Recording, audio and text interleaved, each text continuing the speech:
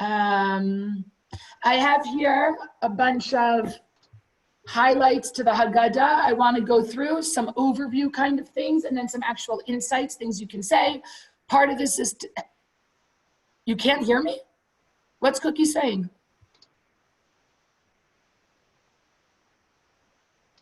Aliza? I hear you. Is everybody else here? I hear you fine. Everybody else hear me? You hear me? I hear you. Okay. Cookie, you're going to work on it. I am sending a source sheet up here now. Cookie, are you good? Okay, Cookie, you're on mute, so I don't hear you, but if you hear me, that's fine. Okay, hi. Hi. What I'm gonna do is I'm going to listen because I've got a whole table full of stuff I have to go through now. But I'm gonna take myself off video, off the picture, and I'm just gonna listen to the share, okay? Deal. But if I need to say anything, I'll let you know. Okay, unmute. You can unmute if you want to talk. Thank you. Hi, everybody. Sorry, in the middle of cleaning. Okay. Be well, everybody. Okay. Okay, so here we are. I always love when we're thinking about the Haggada, I like to start off, I'm going to show this source sheet, and those of you who got it can definitely print it. But I always like to start, whenever I'm teaching, whatever topic it is, I always like to start like at the top, sort of what's the pasuk in the Torah, or, you know, where are we in a story, and then go down so that everybody feels like they have the context and, you know, understand what's going on. So let's start at the very beginning, right? We're talking about sitting down at a table on the 15th of Nisan, the 14th, we already did B'dikat Chametz. I want to talk about Chametz later for a minute, but we did B'dikat Chametz on the 14th. We had to get rid of Chametz before we started even shechting and dealing with the Korban Pesach. There's a specific pasuk that talks about not having the Korban Pesach with Chametz at all. So that's how we learn that the Chametz has to be out before we start the Korban Pesach at midday. We're shechting the Korban Pesach, we're getting it ready because we're going to eat it that night, right? So we sit down to our table on the Tet Vav on the 15th, and we have the following mitzvot that we need to do. Okay, now for us, Korban Pesach is gone, unfortunately. So let's talk about the mitzvot we have for the night. So we have matzah, Sipor Yitziat Mitzrayim, telling the story, maror, right, and arba kosot. I highlighted, or, you know, bolded, I should say. I bolded number 1 and number 2, matzah and Sipor Yitziat Mitzrayim. Those are our mitzvot deoraita. Nowadays, we have matzah, and we have telling the story.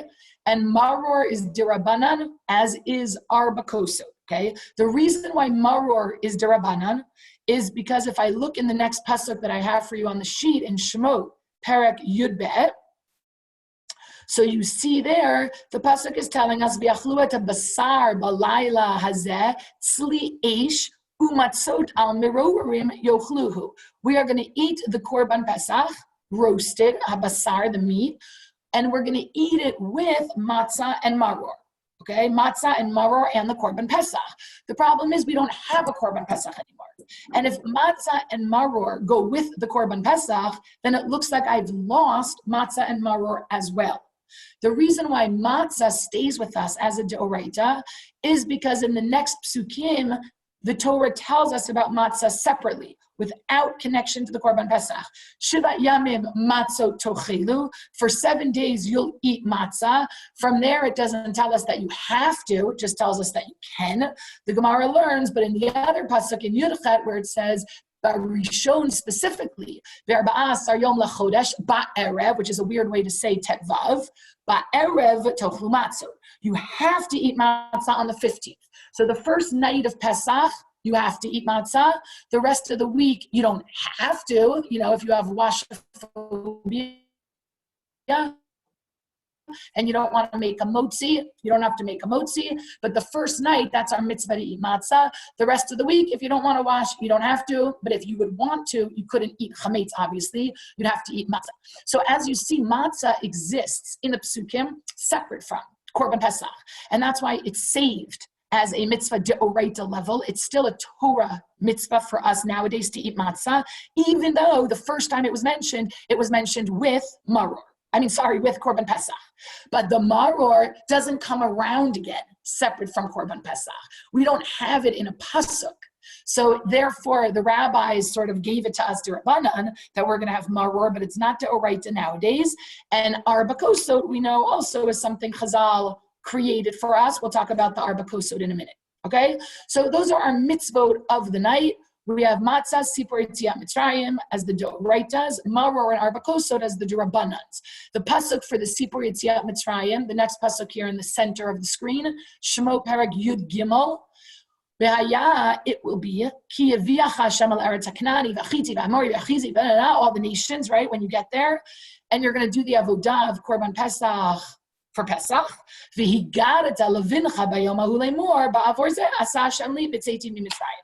the pasuk Yud Gimel Chet. That's seen as the source for the telling of the story. Okay, telling of the story, what we call Sipor Yetziat Mitzrayim. What I want to start off and say is that it's interesting that we have Sipor Yetziat Mitzrayim when we have Zechira every night of the year. We have a special mitzvah to remember Yetziat Mitzrayim, the story of the Exodus, every day of the year. As we see in Devarim Perek Ted Zayin. Shamor Chodesh Aviv, v'yasita Pesach l'Hashem Elokecha, ki b'chodesh Aviv hotziach Hashem Elokecha miMitzrayim Laila. Guard the spring, which talks about the idea that Nisan has to be in the spring. So if the solar calendar and the lunar calendar gets so off that Nisan is bumped back to February or March, we have to put in the extra Adar because Shamor Chodesh Aviv, make sure we're celebrating in Aviv. V'zavachta Pesach l'Hashem Elokecha in Pasuk Bet. Again, lo tochal alav chametz. That's the idea of there not being chametz with the Korban Pesach that I was telling you about. That's why we have to be done with chametz by midday. Although chachamim back it up, make it a little bit earlier in the morning. Okay, ki b'chipazon yatzatem me'eretz Mitzrayim leman tizkor et yom seitcha me'eretz Mitzrayim kol yimei chayecha. You have to remember Yetziat Mitzrayim every single day. We do zechira in Kriyat Shema every single day, twice a day, morning and night. When we're saying Kriyat Shema, we throw in a parak from Bamidbar about tzitzit, and that parak that little parshia, that little section at the end, talks about Yetziat Mitzrayim, and that's how we fulfill this mitzvah of Zechira every single day. Okay, so I'm remembering Yetziat Mitzrayim every single day. I actually did it in Ma'ariv, in Shul, before I got home from my Seder. So it's kind of funny that then I sit down to the Seder and do Sipor Yetziat Mitzrayim when it's not like I've forgotten. I just talked about the Exodus. I just did the mitzvah. So it's weird. It seems at least weird to us that the Torah would say once a year to do Sipor Yetziat Mitzrayim when every day I have Zechirat Yetziat Mitzrayim. So we have to talk about the difference between Sipor, right, and Zechira. What is the difference between Sipor and Zechira, first of all? And then we can talk a little bit about why we need both, okay? So on the one hand, let's talk for a second about what the difference is, and then we'll talk about why we need both, okay? So we're doing Sipor versus Zechira here as we're discussing this mitzvah of Sipor Yetziat Mitzrayim. Again, one of our 4 mitzvot for the night, Sipor Yetziat Mitzrayim. How is it different than a Zechira that I have every day? So what do you remember from previous years? For some of you, this is, review. Every time it's Pesach time, we go through. So what is it again that comes to mind? How is this different than what I just did in Shul in terms of remembering Pesach? Why isn't it Zechira? It's Sipor. How is Sipor different? You can unmute and join if you want. Bracha? Yes. When you remember every day, you remember. But when you do the Sipor, you're actually reliving it and you're actually experiencing it. Like as though someone told you what happened in a story, but when you actually read the book, you get to experience and go through your own feelings of what you feel like is going through that story. Okay, and how did you do that? Meaning, I don't think you're saying only according to the Rambam, who says, chayav adam leharot et atzmo, that you have to demonstrate it. I don't think you mean only according to the Rambam. You mean as you read the Haggada, you feel like you're experiencing it in a way that's more emotional and present than in Zechira. Yeah. Okay, is there want to give one example? What is it for you that really feels like that? I feel that for me, I feel the experience of like going through the stories when we get to the point of after, like when we do the Dayenu part, and like we go through all the things that Hashem has done for us, and Dayenu and Dayenu. And I feel for me, it makes me feel like we've gone through so many things and all these journeys and everything we've been through. And to me, that's like really going through the experience of what everybody went through. And it's not just me. When we sit around the table, it's children, it's family, it's everybody together as a unity that we did it.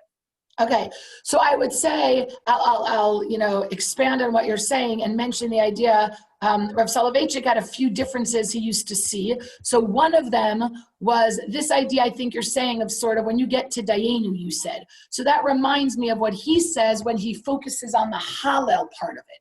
The fact that in Sipur, you not only tell the story, but you get so wrapped up in it that you literally like burst into Hallel. I mean, think about it. We say 2 paragraphs of Hallel and then we stop and we don't say the rest. We don't say the rest. So what we say it later, like we push pause and we say it later after benching, Hallel Nirtza. So what the Rav says is, I can't withhold the Hallel. I literally went through it. If you're really paying attention and you're really talking about it, it's stressful. It was scary. There was a lot of emunah. There was a lot of bitachon. We're talking about the makot. And then we're out. And you burst into hallelujah, hallelujah de Hashem. Literally, it's called Hallel Mitzri, because the beginning is the praising of God for B'tzei Yisrael Mitzrayim. And those are the paragraphs we say. So Sipur brings us to a really emotional place in terms of reliving it and feeling it in the Hallel we sing and all of that. Okay, good. So that's definitely one way it's different, right? Sipur is way more dramatic, way more literally heartfelt and experienced. And there's a Hallel that needs to be said because of that. And we can't even hold back. We jump in and get to the rest later because I just have to start. Okay, anybody have anything else they remember from other years or you're thinking now feels different about what we do the night at the Seder that would be constituting our mitzvah of Sipur versus what I'm doing every day? Zechira, I got it. Yetziat Mitzrayim. I never forget. Bracha? Yeah. Bracha? Yep. Okay. Zechira for us, is something private. In other words, it's Zechira in your mind. And it's you and what you're remembering, what you have to remember. A Sipur is something that you want to share. You're telling others. And when you think of like everybody that's sitting at the table, it's not just your Zechira anymore. It's a Zechira that you have to share with everybody else that's there. Okay, good. So I'll say practically what that means is, unlike Zechira, where I literally mention it and say a sentence, Ani Hashem Elokecha Asher Hotzeiti Etcha Me'eretz Mitzrayim, at the end of Shema, Sipur involves this whole Av and Bein, parent and the child. It's the whole question and answer that we'll talk about in a minute. It involves the children. It involves elaboration. It involves detail. It involves conversation. Afilu Chachamim and Nevonim, Mitzvah L'Saper B'Tziat Mitzrayim, and all the rabbis were up until the middle of the night. And it's a totally different engaged conversation. It's not a sentence. It's not check the box. It's let's talk. And that's very different. Okay. So things like that make it very different. Part of what makes it different is that we'll see there's a whole requirement in terms of like ingredients that go into it. It's not just say it however you want. It's make sure the following elements are part of your Sipur Yetziat Mitzrayim, and we'll get to that next. I just want to say, why would we need both? Why would we need a Sipur and a Zechira? So I always look at it as the way you need an anniversary date, even if every day, you're good and practicing, all the Gottman Institute tips for a good marriage about, paying attention to everyone's emotional bids and showing appreciation and love, and you're so thankful.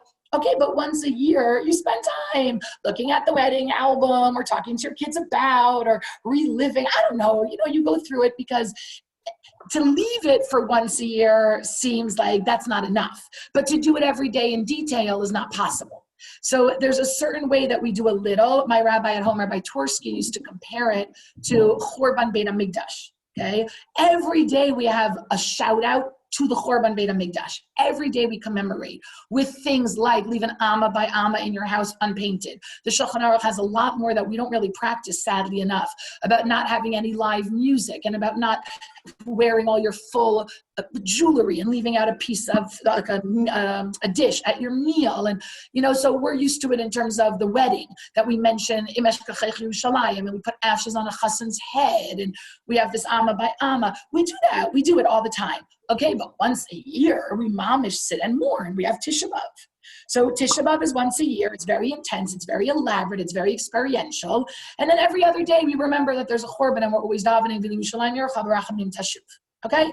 So it's like that. Lahavdil, the other way was something happy. Okay, so I want to go on and show you more of these, like the ingredients, the recipe for this. So what I'm talking about is always, if you want to print this, now that you have it, hopefully from Eliza, please print it and go through it. It's so interesting. I could spend, 2 hours, obviously, just on these Mishnayot. I'm not going to do that now. Hold on, I'm just getting my plug. Pause.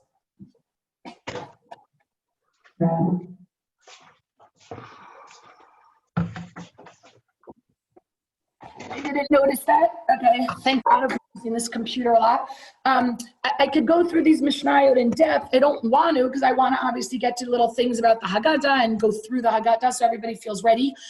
But look at this. I quickly put these Mishnayot on a sheet for you and tried to highlight some of the things that I want you to pay attention to.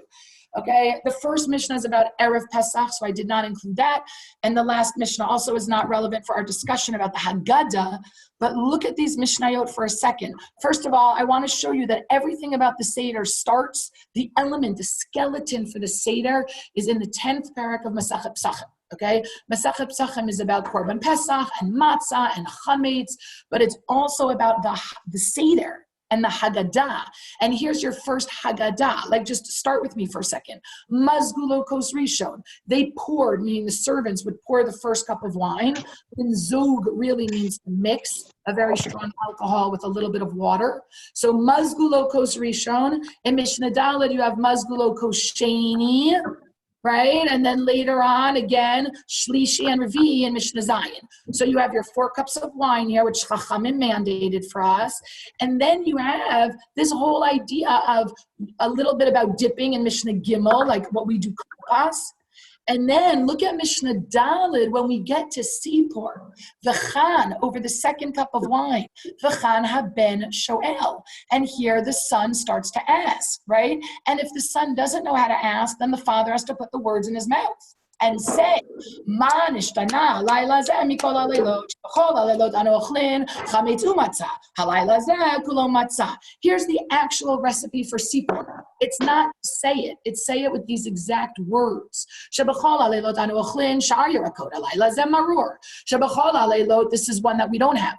Anu ochlin basar tzali shaluku mebushal, halayla zeh kulo tzali. This is at the time when they still had a Korban Pesach, and this was the original way they would ask the question. Why are we eating meat that is roasted? Usually we can eat meat however we want. Okay, we know I've substituted the whole thing about leaning. For them, leaning was the way they ate, especially in this period, in the Roman period. The Jews used to eat the way the Romans ate, which was on those couches. So that they wouldn't ask about. We nowadays put that in as our next question. And then the ending is about the tevilot, about the dipping. We say, we don't really do dippings at all. They used to do some form of dipping when they ate. Okay, so we have the actual questions. And now the father has to teach what Yocheved started talking about. This is a conversation. This is about children. This is about, really engaged and elaborate. And the recipe is right here. Matchil begenut u'misayim b'shevach. I need you, the Mishnah says, the Chachamim said. We start with the genut. We start with the disparaging. We end with the praise. In the Gemara, we have a machloket, Rav and Shmuel. What is that disparaging stuff? What's the negative that we should start with? We follow both opinions in our Haggadot. We have avadim ayinu, and we have mitchila ovdei avodah zara hayu avotin. We do both. We do physical enslavement, and we do spiritual loss and enslavement. We talk about that we were avadim and then we were free, and we talk about that we served idols way back when, and then we found God. Okay, that's Rav and Shmuel, 2 ways to talk about the genut. But again, Here's the recipe. Okay, finishing Mishnah Daled, Vidoresh, Me Arami Oved Avi Ad Shegmar Kol HaParsha Kula. When we look through the Haggada in a minute, you'll see we go through Arami. Everybody mute. Everybody mute your microphone.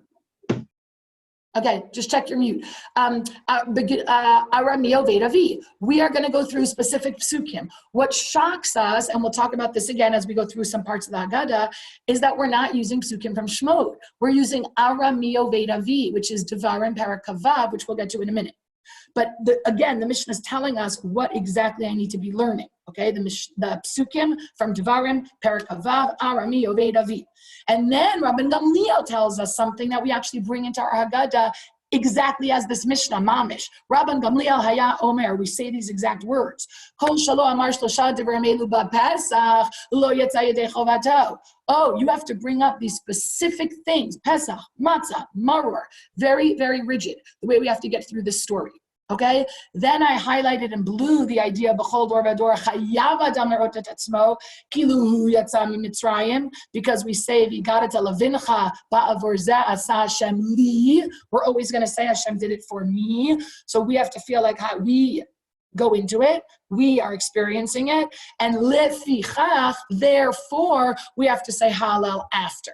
Okay, and then there's a whole discussion about how much of Hallel we say at this point, because as we know, we don't say the full Hallel. Then we go into the mitzvot of the night. Then we have Birkat HaMazon over the third cup of wine. And then we have Hallel over the fourth cup of wine, which eventually became Nir Tzah. Okay, then we have this halacha about Ein Maftir Achar Pesach Afikoman. There's no dessert after Korban Pesach. Afikoman is the word used for dessert. Nowadays it's confusing because we dafka eat Afikoman after our meal, but that's because Afikoman is the Korban Pesach. The matzah that we're eating at Afikoman is what's representing the Korban Pesach, after which there is no more food. Okay, Afikoman, the Korban Pesach, was dessert eaten al hasova. We ate meat first from the korbanot of the night, and then we had Korban Pesach as dessert al hasova, just for the mitzvah, and we don't eat anything else after that. Okay, what's funny is that the Mishnah Chet talks about what happens after if people start to fall asleep, which I always thought was funny, and it reminds us that Rabbi Yehuda Hanassi is organizing this information into different masechtot, and instead of putting this halacha about what happens if you fall asleep, yashnu miktsatan, and who dozed, who slept, can they join you back for benching? Instead of Rabbi Yehuda putting that in Hilchot Brachot, back in Masachet Brachot, he put it here by Masachet Psachim, because let's be honest, how often do people fall asleep at a meal? That halacha is relevant here when the Seder goes so late. So it's funny. It just reminds you that we're talking about editing here and where to put different, halachot, and the one for falling asleep during a meal is here in Masachet Psachim, which is like a funny thing. Okay, so that's your Mishnayot. And my point in bringing the Mishnayot, and again, I don't have time to go through it in depth, but you see what I mean. Print it and look it over with your family. It's just so cool that the skeleton for our Seder is right here in the Mishnah. And anything else that you find in your Haggada obviously came along later. Okay, it's hard to know. And I know there's one Haggada out there that I've never seen that I heard of that goes through sort of, okay, this was added in this century, this was added in this century, Chagadia was brought then, Halach Ma'anya was written then, Dayenu was written then. Look at all these things that are not part of this Haggadah, right? This is the original Haggadah. It's not that long, but it is telling us exactly, what we have to do, okay? So that's another way that Sipur is different. Okay, before we go into some insights into some highlights of the Haggadah, I want to say, number one, the idea of questions we know is going to feature prominently in our night at the Seder, okay? And so many things are going to be questioned, starting with Manishtana, right? What we just read, Pesach al Shema, Matzah al Shema, Tam Mahu Omer, Chacham Mahu Omer, all the questioning that we have in the Haggadah, I think is a really important theme. Questions. Even when the Gemara says we're doing all these things, Kadesha Yishalu, so that kids will ask questions. What is it about questioning, right? That's so relevant to the night, that's so important, that if you look through your Haggada, you're going to see question marks often? And I think the answer is that that's exactly what celebrates freedom. There's nothing that celebrates freedom more than questions. Okay, what's the thing a slave can't do? What's the thing a prisoner can't do is ask questions. When are we done? Why are we doing this? Do I have to? What's in it for me? Can I eat now? All of that is shut up, right? You're not allowed to ask any questions. And questioning on this night, to me, is this expression of freedom, okay? Another, kind of thing that expresses freedom. Can I say one thing? Please. Yeah, when you question also, when you get kids to question, they're showing interest. If a child thinks of something and asks a question, it means he's really interested to know why. Meaning, let's do all this to get the kids invested, interested, so they'll ask questions. Right. Okay. When I think about this week, when we had Parshat HaChodesh is Elachem Rosh Chodeshim, I always think of this idea of what defines a free person, because HaChodesh is Elachem, like I was telling my kids, I love thinking about how the first thing God tells us before he takes us out of Mitzrayim is, I'm giving you the mitzvah of control over time. HaChodesh HaZelachem, right? The Midrash says he pointed to the moon, told Moshe, when the moon looks like this, just a sliver, you declare Rosh Chodesh, and you're Mikadesh, the new moon, and then you have your Chagim. We don't know when Tet Vav is going to be. It depends when we're Mikadesh, the new moon. We decide when a holiday is. That's crazy power over time.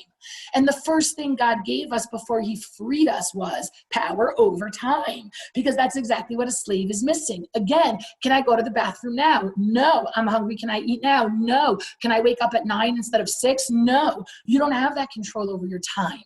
And that's the first mitzvah that Hashem gives us in Mitzrayim. Was a chodesh is a lachem rosh chodeshim. Such a beautiful, again, expression of freedom. Okay, so control over time is an expression of freedom. Asking questions is an expression of freedom. The Rav said that halach ma'anya, when we say kol dichfin yetei v'yechul, anyone who needs, come eat. Such a silly thing to be saying as we're sitting at our table, door is locked, or this year with social distancing. Nobody's coming, you're saying it too late, nobody can hear you. What is that? And the Rav used to say, it's words that show freedom. Who can invite someone into their home? Only the boss. You don't get to invite somebody to the meal when you're not in charge. Inviting to a meal is a sign of freedom. That's a sign of I'm in control and I'm deciding who's on the guest list, and anyone is welcome. So even that sentence is an expression of freedom. Okay, these are all like beautiful things to think about in terms of how we're expressing and showing our freedom this night. Okay, so that's one theme of questions. The other theme is the number 4, of course. We have 4 cups of wine, 4 questions of Manishtana, 4 sons, 4 Baruch HaMakom Baruch Hu, Baruch Shanatan Torah L'Amo Yisrael Baruch Hu, right? The 4 ways of talking about Hashem. 4 psukim of Arami Oved Avi in Devarim that we're going to talk about. The 4 psukim that make up the story of Yetziat Mitzrayim for us this night. What is that number 4 all about? So, of course, a lot of you think of V'otseiti, V'tzalti, V'ga'alti, V'lakachti, right? The Arba Lishonot of Geula. I could put those on the list also, though, and still say, give me something else that's sort of the heading for all of this 4. So I want to take you back to one thing that you could think of that you might like to remember, which is Tehillim. There's a parak of Tehillim, parak Kuf Zayin. Okay, I'll show you here, right? You can see it on my screen. Whatever I'm showing on my screen, you can see, right? Everybody sees the Tehillim Kuf Zayin on my screen? Thumbs up. Do you see that or no? What's on my screen, Tehillim Kuf Zayin? I just see white. I just see white. I don't see words. Okay, I don't know why. I'll try. Hold on, I'm going to stop a share. I'm just going to do it. Share from something else. You want to share not this word sheet, something else? I'll share like that. There you go. Now you got it. Yeah. Just Okay. enlarge the word a little bit. Pull down Here. the edges, and so it'll be a little more enlarged. Pull down the edges of the Okay. window. We have it. Okay, it doesn't mean you could look it up. I just wanted to show you that Tehillim Kuf Zayin is a beautiful parak of Tehillim from which we learn the 4 people who have to bring the Korban Toda. When we talk about the halachot of Korban Toda, I mean, not literally that we learn it from a parak that David gave, but we see In halacha, there are 4 people that have to bring a korban toda, and in Tehillim, Kuf Zayin, if you go through it, again, something you can print, you can show at your table, it's just like a very nice textual, tangible thing to have.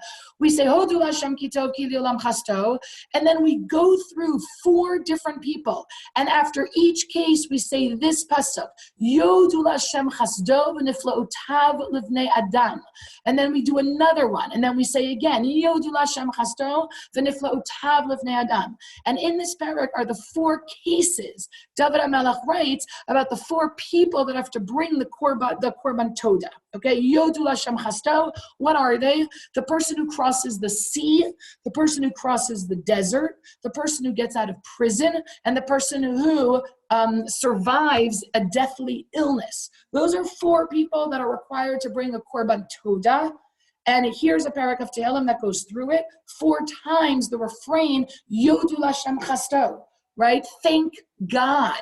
And I always want to talk about Rav Hutner's insight into lehodot, which I always mention about how thanking is also the word for admitting, lehodot, vidui, and how, again, whenever we're thanking God, we're admitting that he's the one in control. We're saying, fine, you run the show. You run the show, right? That's lehodot, to thank/admit. Okay, so, and here's a night where we're going to do that. We're going to have these 4s over and over and over again. And even the Arba Lashonot of Geulah, it all goes back to the idea of Todah, of 4 people who bring the Korban Todah, of the 4 cases of where we have that kind of thank you. I want to remind you that Korban Todah is a crazy Korban where you bring 40 kinds of breads. Some are chametz, some are not. 40 kinds of breads. Some are matzot and some are chalot, but you have to eat it in less time than you usually have for a korban shlamim. Okay, it's bizarre. I usually have the day, the night, and the next day. Here I only have the day and the night ahead of me, and I have to get through more food than I've ever had to bring in my life. And the only way to do that in a korban todah is to run around giving it to people to help you eat it. And then everybody starts asking, oh, Mazel Tov, why are you bringing a korban todah? Sure, I'll take some.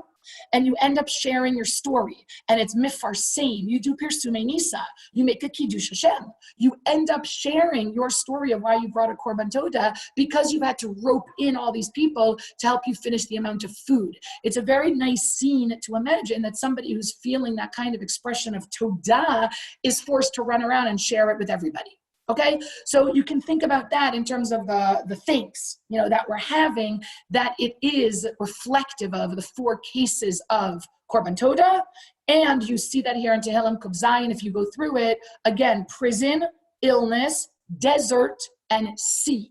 Okay, I now just want to say one last thing about symbolism, and then I'll go into some insights. If you have a Haggada, you can look through your Haggada.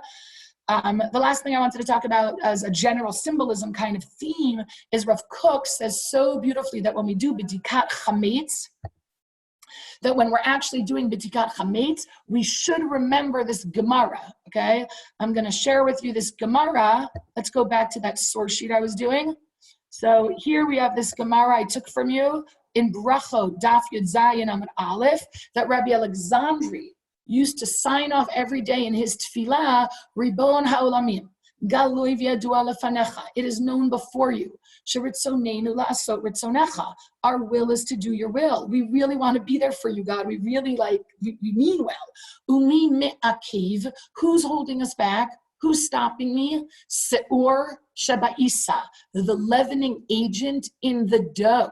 V'shibud malchio, and the nation around me that's controlling me, the fact that I'm not autonomous.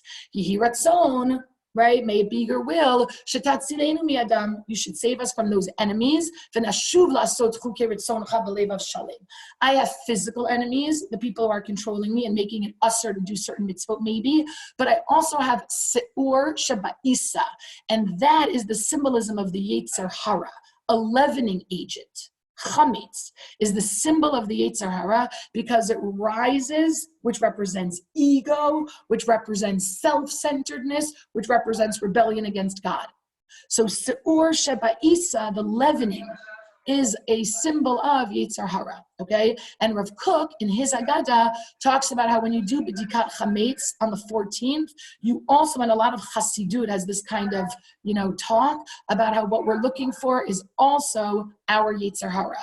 There's a real cheshbon and nefesh going on during the time of b'dikat chametz. I'm looking for chametz. I'm looking for elements of ego in me.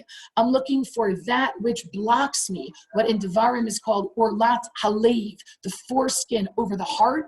I'm looking to remove that foreskin. I'm looking to hopefully, identify as a Jew. Let's face it, the way the Jews did that night in Mitzrayim. The Jews in Mitzrayim rejected the God of Egypt, that sheep, the cow, the animal. They took the blood of the sheep, they painted it on their doors, on their doorposts. They roasted the God that they used to serve. They roasted that sheep. The smell of their God roasting, it was a chutzpah. It was a chutzpah. And with that move, they chose God. And there's something that we're doing every Pesach also, where we're choosing God, and we're also ki'ilu, going back to that moment where we're being asked, are you doing this or not? You want to stay in Mitzrayim forever, or do you want to come out? And in order to come out, you have to say, I choose God. And the way to choose God is to, say no and to reject that which the other culture stands for. Okay, so just to think about that, it's really nice in terms of b'dikat chametz and cheshbon nefesh and yetzer hara and ego, and you could do a lot with that in terms of discussion. Okay, so let's get into a few lines I want to show you in your Haggada. When we're talking about, for those of you who have a Haggada, I just want to highlight some lines that are fun to talk about at your Seder. When we finish Manishtana, when we finish the 4 questions, and then we talk about Avad Mayinu, and then we bring the story of the rabbis who talked all night, right? We bring up the mitzvah of V'chol Hamarbeh L'Saper at the end of Avad Mayinu, right between Avad Mayinu and the 4 rabbis. That's also a 4, by the way. Rabbi Eliezer, Yoshua, Elazar, and Akiva, 4 rabbis. We say at the end of Avad Mayinu, Mitzvah aleinu l'saper b'tziat Mitzrayim, v'chol amar b'l'saper harei zeh mishubach. And anyone who is marbeh, anyone who increases, harei zeh mishubach. This is praiseworthy. Harei zeh, this, right? What does zeh refer to? So there's a lot of fun things you can say about it. Obviously, pshat. Harei zeh mishubach. It is praiseworthy, meaning we have a mitzvah, l'saper, v'chol amar b'l'saper. Anyone who does their mitzvah a lot, anyone who stays up hours and hours, it is praiseworthy. You did something good. But you could also have fun with the word and say it refers to the story, harei zeh. That story is mishubach, is more praiseworthy. If you go on and on and on, you're going to make it a grander, greater story. Harei zeh mishubach, right? Or you could say harei zeh mishubach, the marbeh, the person who's going on and on. That person is going to be more mishubach. That person has grown through the experience and is a more dedicated Jew, a more humble Jew, a more thankful Jew, a firmer, more pious, connected Jew. Harei zeh, that person is mishubach. Okay? Another beautiful drashic way to say it is zeh, from what we did in Az Yashir, zeh keli vanvehu. This is my God. The Medrash says that Bnei Yisrael saw God, saw the Kisei HaKavod. They were pointing. It's a demonstrative pronoun, zeh. And that demonstrative pronoun reflects God. Zeh keli vanvehu. This is my God. I see my God today. And maybe that's the zeh we're talking about. The zeh of zeh keli vanvehu, that it's Hashem. And cholamar b'lesaper b'tziat Mitzrayim, harei zeh mishubach. Hashem is mishubach. Hashem is more praiseworthy. It's a kiddush Hashem. Let's talk up all that Hashem did for us. Okay, so you can have a lot of fun with that line. V'cholamar b'lesaper b'tziat Mitzrayim, harei zeh mishubach. Look at all your Haggadas. I'm sure you'll have, those or more, because anytime you have a pronoun, everybody likes to talk about what can that pronoun represent. Okay, what can it refer to? Okay, let's go on to the 4 sons. Everybody loves talking about the 4 sons, and I just want to say one of my favorite things about the 4 sons is to answer this question once and for all. What is the difference between the Chacham and the Rasha? I finally found an answer I love, maybe because I'm a teacher and it's such a good teacher answer. But first, on this sheet, if you go to print it, you'll see I'm reminding you the way the 4 sons works. First of all, don't forget this was not in our Mishnah. So this is not an original element of the Seder. okay? But I look at it's based on a midrash that talks about these psukim, okay? In the chart I made in the third column, you have the actual pasuk that the Chacham, the Rasha, the Tam, and the She'ein Yodea Lishol are coming from. We have psukim in the Torah that talk about when your children ask, okay? Instead of saying it's always referring to the generic sort of your children, right? What the Medrash does is say each time we have it, which is 4 different times, that the Torah talks about your child, your son that you're talking to, each time reflects a different sug, a different tipus. The Chacham, the Rasha, the Tam, and the She'ein Yodea Lishol. Right? I start at the bottom, the She'ein Yodea Lishol, it's because the pasuk has no question there. It just says the pasuk that we talked about, Sipor Yetziat Mitzrayim. If you got it to Levincha, there's no question. So that's a She'ein Yodea Lishol kind of child. The one above that, the Shemot Yud Gimel one, is, mazut. That's very tam. That's a very simple question. When you get to the Chacham and the Rasha, you're not really sure why the Chacham should be praised so much for his question, and the Rasha has to be smacked around, right? The Chacham says, what are you doing, right? Ma'idot v'chukim ha'mishpatim asher tzivanu Hashem, right? What is it that you're doing? And we answer him, you're so smart, and let me teach you all of the chukim, and wow. And then the Rasha says, Ma avodah zot lachem, like, what avodah are you doing? So the Chacham says, what mitzvot are you doing? Ma idot v'chukim ha'mishpatim asher tzivah Hashem Elokeinu etchem. What are these mitzvot that Hashem commanded you? What are you doing? And the Rasha says, Ma avodah zot lachem, what are you doing? And a lot of people like to point out that, the Rasha calls it avodah, and the Chacham calls it just chukim mishpatim. But the truth is, that's not really fair. We call it avodah. Do you know what I mean? Like Hashem calls us avadim. We talk about avodah Hashem all the time. It's not really fair and right and like logical to say that the part that's bad is that the Rasha called it avodah. That's not a bad word. Okay? You could say the Chacham sounds really smart because he knows Eidot, chukim, and mishpatim. Fine. He could be in the honors class, but it doesn't mean the Rasha is a Rasha. So what is it, right? And then you have people saying that the Rasha says lachem, and that, excuses him from the crowd. But again, let's be honest. The Chacham said etchem. He also excused himself from it.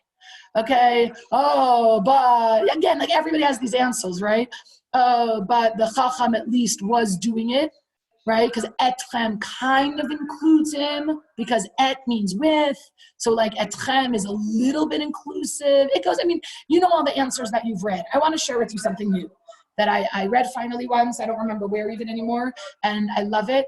And we don't notice it because in the Haggada, it doesn't give you the pasuk that sets you up for the question, okay? In the Haggada, it just gives you the pasuk of the question. But if you look back, okay, if you look back at the pasuk before, or like the setup, okay, right before Maha Edot and Maha Avodah, which is all you get in your Haggada, right? Chacham Mahu Omer Maha Edot, Rasha Mahu Omer Maha Avodah. So I want to show you something that goes back to the pasuk that might have led Chazal to tag the one in Devarim, the Chacham, and the one in Shemot, the Rasha. And that's what I put in the chart. Ki yish'alcha bincha machar lemor. And the Rasha is Ki yomru aleichem b'nechem. Yomru versus yish'alcha. Lish'ol versus lomar. Both of them have a question mark. I know they're both questions. So why is it that only the Chacham we say he's asking, and the Rasha we say he's saying? Do you see where I'm going? Do you see where maybe Chazal, okay? What is it? Somebody want to say, what's the difference between asking a question and saying a question?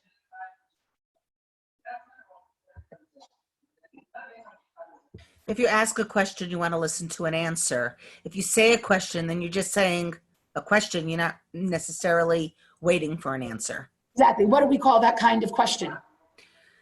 That's just a theoretical question you can just throw out, or Yeah. a hypothetical question. A rhetorical question. Rhetorical question. It doesn't have to mean anything. It's just a question. Why are we going? Okay, do you want to know the answer, or are you just being rude? That's a Yomru kind of question. And I love that because I think it really gets to the heart of what, a Jew is allowed to ask questions. That's not the problem. Okay, some even say that the Chacham, it says machar, Kish alcha bincha machar. Now, of course, pshat is later on in history. Machar, not now in the first year when we're doing it, when they lived through it, but later on when it's a generation that didn't live through it. But machar also represents a chacham because a chacham does the mitzvah and then asks, Naseh v'nishma. Right? That's an attitude of a chacham. I have a question, but I'm doing it. Whereas the Rasha wants to know, what is this before I say yes? So the machar is like, the firmer approach. Okay, so we're talking about what makes that chacham the chacham, which again isn't just chacham, it's like tzaddik, and what makes the Rasha a Rasha, and maybe that little bit that comes before the question. In the pasuk, if you look up the pasuk, which is not in your Haggada, is really the answer to why Chazal, in this midrash about the 4 sons, tagged that one the chacham, that one the Rasha. Okay, I think that's a really nice thing to think about, talk about, with your kids, especially just in general, about the way we approach trying to understand something. Okay, so that's the 4 sons. Let's move on to talking about Chisha v'Taketz. That's a fun part of the Haggada. I know I'm skipping ahead, okay?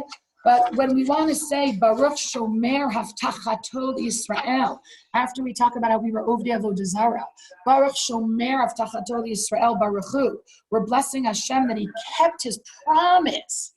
What promise are we talking about? We're going back to Brit Ben Abitarim. I'm bringing you the pasuk here. Bereshit Perek Tevav, right? Yado Ateda Ki Geri Yazaracha Be'eretz Lo Lahem. They will be slaves in a nation that's not theirs, and they will be oppressed, and it'll be bad, but I will take them out, and I will judge the nation that did this to them. And here we're saying, Baruch Shomer Avtachato Yisrael.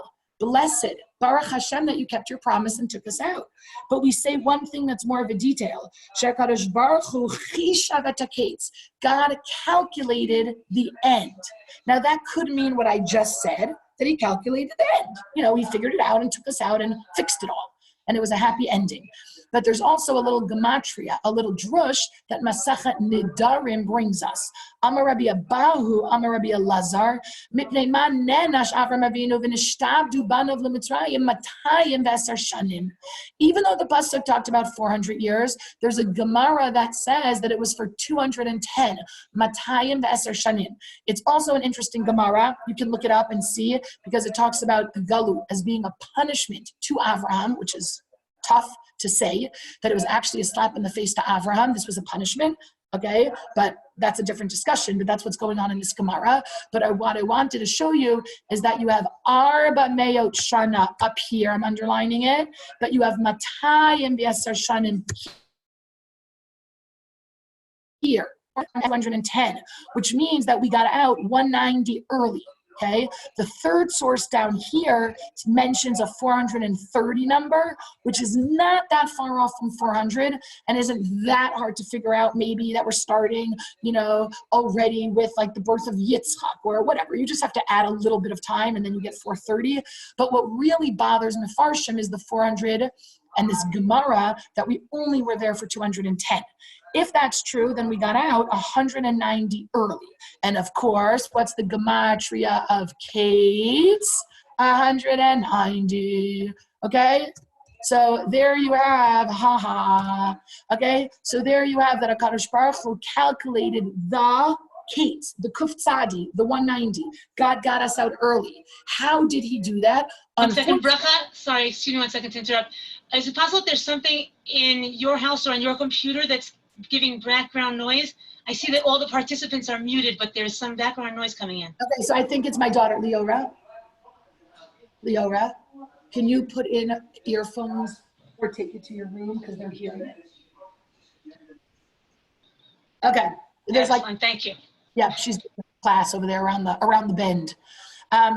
Okay, so we're here talking about again HaKadosh Baruch Hu Chisha v'Taketz. He calculated the end, meaning He took us out. He figured out how to free us. But if we bring up this Gemara that mentions that we got out only after 210 years, so then I'm left with this conundrum of where did the 190 go to make up the 400 that God promised? Okay, so what I can say to you is, that the 190 is exactly the calculation that God had to make. That's the kates. That's the chishav et kates. The kuf tzadi is the 190. And what God did was gave us credit because it was so hard. Because the work was so hard, we say, because the suffering was so hard, God gave us extra credit and took us out early. I also read in Rav Mursky's Haggada once that if you look at the Votzeti, Vitzalti, Viga'alti, we're undoing the promises, the elements of the Brit Ben Abitarim. It was Geri Azaracha B'Eretz Lo Lahem, Va'avadum V'inu Otam. So first, Votzeti Atchem Mitachat Sivlot Mitzrayim, that's the hard work. That was the first part, that it got so bad. So God undoes that first, then undoes the work in general, and then takes us out. Again, we're undoing backwards what we said up here in the Brit Ben Abitarim, that Geri Azaracha Ba'avadum V'inu Otam. So first we undo the V'inu Otam with Votzeti Atchem Mitachat Sivlot Mitzrayim. Then we undo the Avadum with Salti Atchem Avodatam, and then we undo the Geri Azaracha with the Ga'alti Atchem. Okay, that's like a fun thing to think about, that God took us out and sort of slowly undid the whole Brit Ben Abitarim. What I like to say about this whole idea is to bring up Yeshayahu Parak Samech Pasuk Bet, which is this beautiful pasuk that has the phrase a lot of you might have heard, that when we're talking about Geula, Be'ita Achishena. Yeshayahu gave us a weird message from God. In its time, I will speed it up. Be'et Shala Achishena. In its time, I will hasten it. If you're hastening it, the Gemara says, then it's not its time. And if it's its time, then you wouldn't call it hastening. So which one is it? Time or hastening? And the answer is, it depends. If we're zoche, God hastens it. If not, it's in its time. And I'm bringing that up now because I think it's the same kind of tefillah that we have nowadays. The idea that Baruch Shomer Avtachato Yisrael, we're not only talking about the promise that God made at the time to Avram that he kept, we're talking about the promise that God makes to us, Be'ita Achishena. We're saying, come on, God, you made a promise that you could hasten this. You made a promise that this could go faster. You did it in Mitzrayim, and we're hoping for it nowadays too. Let this be an era where we get to see the Geula before it's really due. Okay, so it's a nice way to make it relevant and to make it feel like Baruch Shomer Avtachato Yisrael. We can also be thinking of the Havtacha that God made to us about Geula, also, about a time, and we hope that God will chop some of it off too, and make some of what we've gone through, count for some extra credit here. Okay, now if you're going through your Haggada, I just want to point out a few more things. When you look at your Haggada, when we go through our Ramio Veda V Psukim, again, I was telling you, we're going to explicate. The Mishnah told us we're going to be doresh. In some Haggadot, like this one from Eliyahu Kitov, you have here the Psukim are in color, and then it explicates them phrase by phrase and keeps the color so that you don't get lost. So you see we're doing phrase by phrase. See the red, and then we explicate. Okay? Otherwise, sometimes you get really lost. So make sure that you're following along. We're going to go through 4 psukim that review the story of Mitzrayim, and we're going to be doresh. We're going to explicate. We're going to bring proof text. We're going to analyze. Okay? Why are we bringing Aramio Veda V? How weird. Devarim Parak Vav is where you go for these psukim. Hey, Vav, Zayin, Chet. 4 psukim. In the middle of Devarim. The context for it is the person bringing bikurim. Look at Pasuk Aleph and Bet. When you get to the land and you bring your bikurim, this is what you say. It's called mikra bikurim. Okay? And you're giving all these bikurim, and you're saying this passage, and you're reviewing history, and that's the history that we chose to take for the night of the Seder. Here's where we're going to tell the story. We're going to go deep into these 4 psukim in Devarim where the man is bringing bikurim, and this is his text. Why go there? And I remember my 7th grade teacher explained to us, Rabbi Wolgamuth, he told us, this is a man who's thankful. This is a man who's remembering his roots. And that's what we're doing tonight. On the night of Pesach, we are free, but we are going back and recounting and saying, as the man who brings Bikurim says, and now I bring you my fruit because you brought me to this point and I owe you. Bikurim is a form of a Korban Todah. Right? You're giving things and you're saying, I admit this all comes from you. I can't hold on to all of it. Some of it's yours. And that whole theme of Todah, of Bikurim, of reflecting is exactly what we want to tap into here. so we take these psukim. Of course, a pshat answer could be, it's 4 psukim. We're not really going to go through Shmot, Ve'era, and Bo, let's be honest. And we're having lunch. Okay. Somebody unmuted by accident. Okay, so I love thinking about that, and that's a great thing. I want to remember that at the end, when we get to the end of the psukim and we start to talk about the makot, we take the wine out. That comes from a pasuk in Tehillim, where David in Parak of Gimel, Hashem Ro'i Lo Achsar, right? The Lord is my shepherd, I shall not wander. That parak has the term kosi rivaya. My cup is pouring over. That expression of thanks is what we want to take away from now, because of that idea that we have from Mishlei, Binafol Oyivcha Al Tismach. When your enemy falls, we don't rejoice. We're not having a full cup of wine if people are dying, even if it's the enemy. We're not the people that shout and give out candy when our enemies die. So we take a break.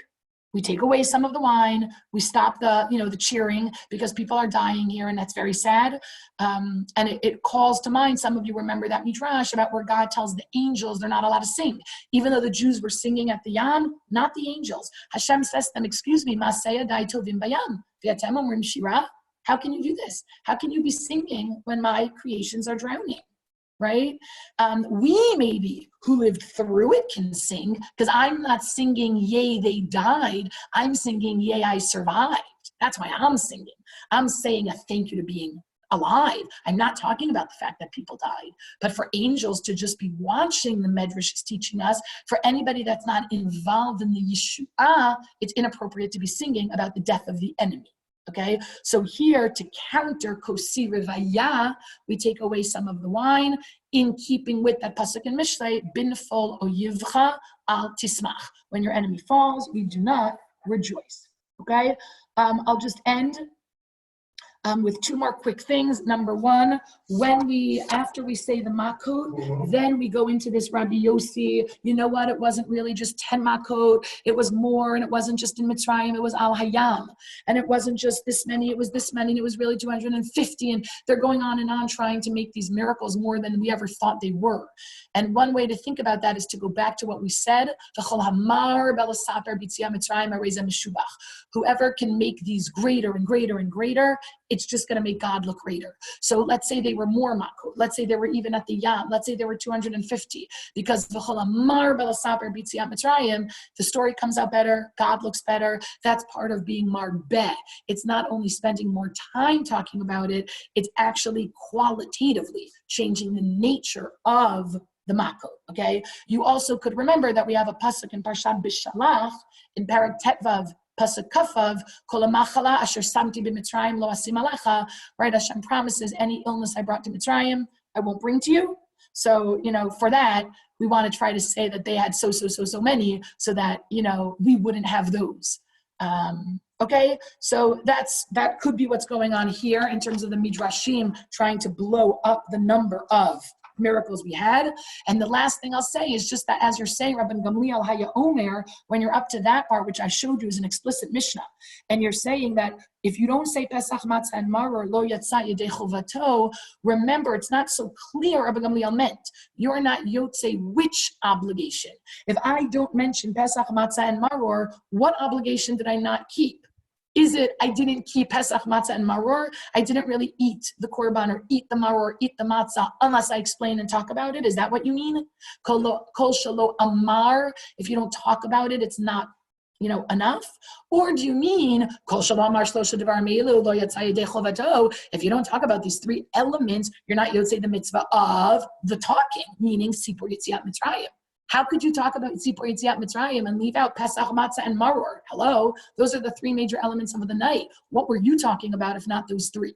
So as you're reciting the Pesach Mishuma, Matzah Mishuma, when you're asking about these foods, remember, on the one hand, we're trying to make sure that we get the mitzvah to the fullest. Matzah, why are we doing it? The tam, the reason for the mitzvah. On the other hand, we want to make sure we're mentioning the most important parts of the night, the Pesach, the Matzah, the Maror. Okay, so think about all of that. That was a ton, I know. Hopefully that kept you interested and you have a lot. You have the source sheet. So you can definitely go over it. Obviously, you know, a lot of you have my number. If not, get it from Aliza. If anybody has questions on anything I said, because I said it too fast, I'm of course happy to explain it again slower so that you can share it at your table. Enjoy the sources, enjoy the insights. It's so nice to see you all. I really hope we get back to learning in person soon. We hope so too. Chag kasher v'sameach. Don't turn it into Kasher spring v'sameach. cleaning. Don't turn it into spring cleaning. It's not Chag that bad. Yeshakoi Stay well, toda. everybody. Thank you. Sameach. Stay well. Bye. You're welcome. Thank you, Bracha. Stay well. Amen. You guys too. Thank you. Enjoy the Chag. Amen. Thank you so much. Thank you. See you around maybe one day. Very soon. Hey, promise. As best as I can. Stay Bye, well. Daniela. Have fun. Enjoy your Don't jump off the bridge. Daniela, don't jump. enjoy your families, no matter how small they may be this year. I know exactly. Everybody be grateful. Dayenu. Right. Mamash. Enjoy the quality. Thank you. Take care. Okay, bye. Chag Bye. sameach.